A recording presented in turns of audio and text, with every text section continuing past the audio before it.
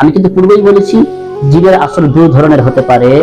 একটা হচ্ছে সরাসরি মানুষের উপর ভর করা, দ্বিতীয়টা হচ্ছে মানুষের আশেপাশে থেকে তাকে ডিস্টার্ব দেওয়া, যন্ত্রণা করা।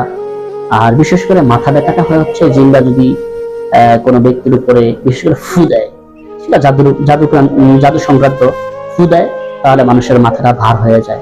তবে আলহামদুলিল্লাহ যাদের শরীরটা বন্ধ থাকে, তো আল্লাহর যেমন 3 কুল পড়ে, সূরা ফালাক, সূরা নাস, সূরা ইখলাস, 4 কুল হতে পারে সূরা কাফিরুন সহ, পাশাপাশি যদি আয়াতুল কুরসি পড়ে আপনি পুরা শরীরে দম করেন, পুরা শরীরে একেবারে বিসমিল্লাহ বলে পুরা শরীর হাত ছুঁয়ে দেন, মুছে দেন, ইনশাআল্লাহ আপনার উপরে কোনো জিন্নাতের আসর বা জাদুটনা বা কুফরি কালাম কোনো কিছু ইনশাআল্লাহ প্রভাব ফেলতে পারবে না। আল্লাহ তাআলা আপনাকে হেফাজত করবেন ইনশাআল্লাহ।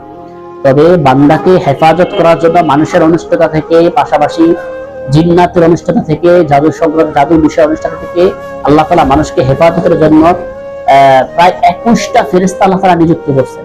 শুধু মানুষের চোখে হেফাজতের জন্য আল্লাহ তাআলা 7জন ফেরেশতা নিযুক্ত করছেন।